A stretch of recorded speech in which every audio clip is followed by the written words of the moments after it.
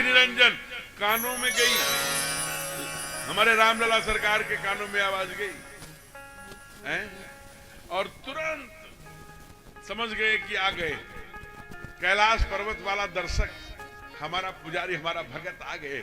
वैसे वो स्वयं उनके पुजारी हैं, उनको ही अपना परमात्मा, उनको भजते हैं, उनको पूजा करते हैं। रामेश्वर में स्थापना कर दिया, लिंग थाप विधिवत कर पूजा, शिव समान मोहि प्रिय नहीं दूजा। इसलिए बड़े भाव से उन्होंने जल्दी से अपने को नजर लगवा ली, लगे रोने, नाटक कर दिया, नजर लगी है, नजर लगी है। माँ ने देखा मुंह में दूध नहीं ले रहे, कुछ नहीं ले रहे, रोए जा रहे, रोए।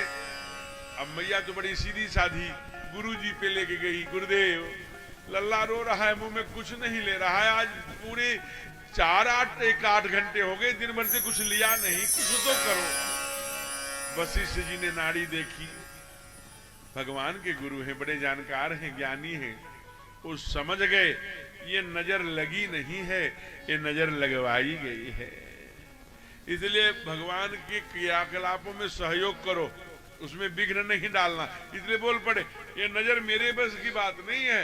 अब फिर कहा एक किसी बड़े सूफी संत को बुलाना पड़ेगा, आसपास देख लो, सरजू जी के किनारे पर बड़े साधु संत आए हैं दान उपदान लेने, तेरे लल्ला को देखने, आशीर्वाद देने।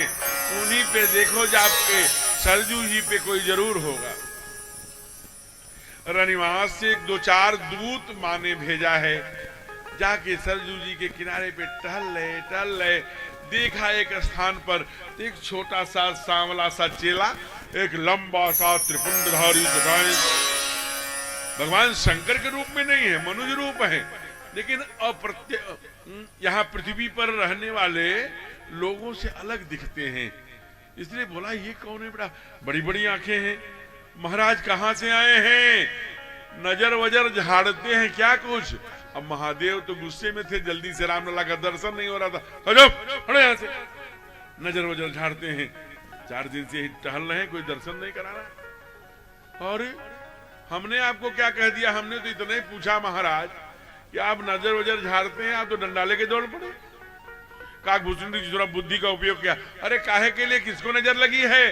कहा चक्रवर्ती जी के बड़े सरकार को नजर लगी है। ओहो, महादेव समझ गए, बुलावा आ गया, आंखों में आंसू के भैया यहाँ आओ, मुझे क्षमा करना, मुझसे गलती हो गई, मैं पुरखे पतंगों से खानदानी नजर झाड़ने वाला हूँ, केवल नजर झाड़ने का काम करता हूँ, दूसरा कोई काम नहीं करता।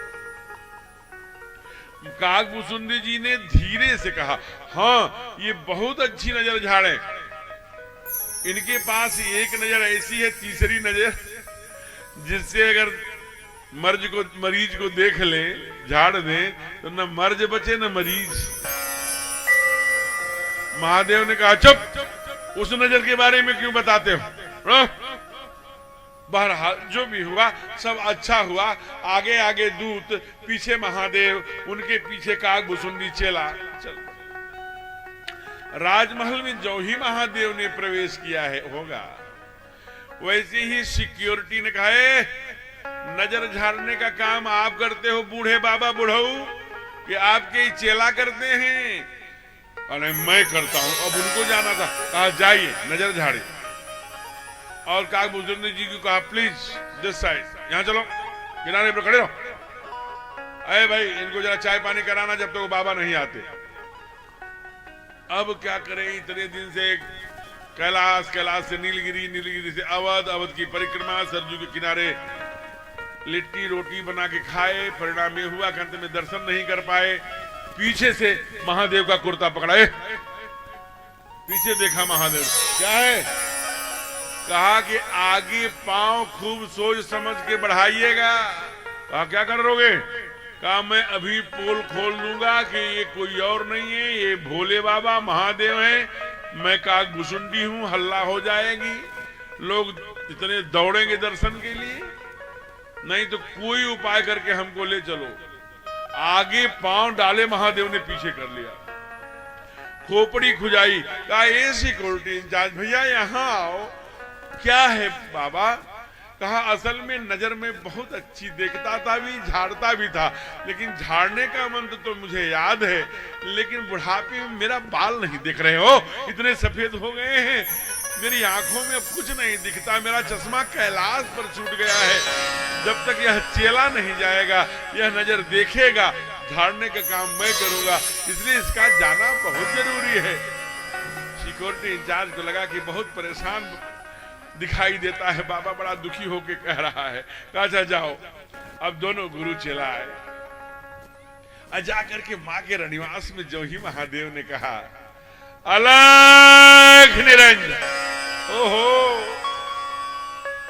हमारे ठाकुर के कानों में पड़ा। भगवान ने, और देखिए भगत के लिए भगवान क्या क्या करते हैं, रोने लगे और जोर जोर से रोने लगे, कभी हाथ मारते कहीं पांव। मैया ने अपना आंचल उड़ा करके जल्दी से दौड़ करके बरामदे में आई जहां बाबा बैठे थे। भगवान जैसे बंदर की गति होती है ना महाराज, वही हमारे महादेव की हो गई। भगवान रोते हुए जब पैर निकालते तो पैर की तरफ देखते हैं, हाथ निकालते तो हाथ की तरफ देखते हैं, जिधर देखते हैं, जिधर देखता हूं उधर तू ही तू है। भगवान ही दिखाई देते हैं, लेकिन भगवान का स्वरूप नहीं दिखाई, कभी पैर कभी हाथ कभी कुछ। कहा माँ क्यों रुलाती हो, वो लल्ला को क्यों परेशान करती हो? माँ को लगा लल्ला मेरा है कि इसका, मुझको ज्यादा चिंता होनी चाहिए कि इसको। कहा बाबा तू इतना चिंता, मैं अपने मरीज को रोता हुआ नहीं देख सकता, मैं अब क्या बताऊं, यही मेरी कमजोरी है। माँ जल्दी से अपना आंचल खोलो, मुझे मरीज को देखने दो, इसे रो क्यों रहा है, इसे कौन सी नजर लगी है? माँ को लगा कि असली नजर झाड़ने वाला लगता है। जो ही माँ ने अपना आंचल हटाया वैसे ही चमत्कार हो गया हो, महादेव हर हर करके रोने लगे और हमारे रामलला सरकार खिलखिला के हंस पड़े। माँ ने कहा धन्य हो बाबा, अपनी मुस्कान हमारे लल्ला को दे दिया और हमारे लल्ला का आंसू अपने पे ले लिया, बहुत चमत्कारी नजर झाड़ने वाले हैं। कहा माँ अभी क्या देखती हैं आप, मैं तो ऐसा नजर झाड़ दूंगा कि जिंदगी में इनको नजर ही नहीं लगेगी। कहा हाँ। कहा बाबा उसके लिए क्या करना पड़ेगा? कहा उसके लिए 1 मिनट के लिए गोदी में देना पड़ेगा। माँ को लगा क्यों गोदी में मांग रहा है, लेके भगेगा तो नहीं, कुछ और तो नहीं करेगा, क्या करेगा भगवान जाने क्या होगा। कहा तू गोदी में नहीं, मैं यहाँ पलना में डाल दे रही हूँ, वही ना उसके हम सब नहीं जानते, अगर स्थायी नजर झड़वाना है मैया तो मुझे गोदी में 1 मिनट के लिए देना। कौन माँ नहीं चाहती कि हमारे बेटे का दुख हमेशा हमेशा के लिए दूर हो जाए। कहा लो भैया, दरवाजे की तरफ अपने चली गई, महादेव को इधर कर दी गई, बड़ा डरती है, अप्रत्याशित दिखाई दे रहे हैं ना। कलिका वहां पर त्रेता में ऐसे लोग सामान्य दिखाई नहीं देते, लंबी लंबी भुजाएं हैं, जटाएं हैं। एक पल ने बाबा को जो ही रामलला सरकार को महादेव की गोदी में दिया वैसे ही चमत्कार हो गया। महादेव के सभी उपांग अकेले महादेव दर्शन थोड़ी करेंगे, उलंग सर्पों की माला, गले में सांप, चंद्रमा, गंगा, त्रिशूल, डमरू, तमाम सर्प, नाग, नागिन सब प्रकट हो गए, सब दर्शन देखने लगे। इसी दृश्य को देखा सूर्य ने, मास दिवस का दिवस भा, वो भी खड़े होकर देख रहे हैं। प्रकृति ठहर गई, महादेव लल्ला को मैया बेहोश कभी उठावे, बलना झुलावे, उछाल देते हैं, वही एक पैर पे खड़े होकर के तांडव शुरू कर दिया। मैया कह रही है भगवान ये क्या कर रहा बाबा को मैंने, और गीत गाने लगे। क्या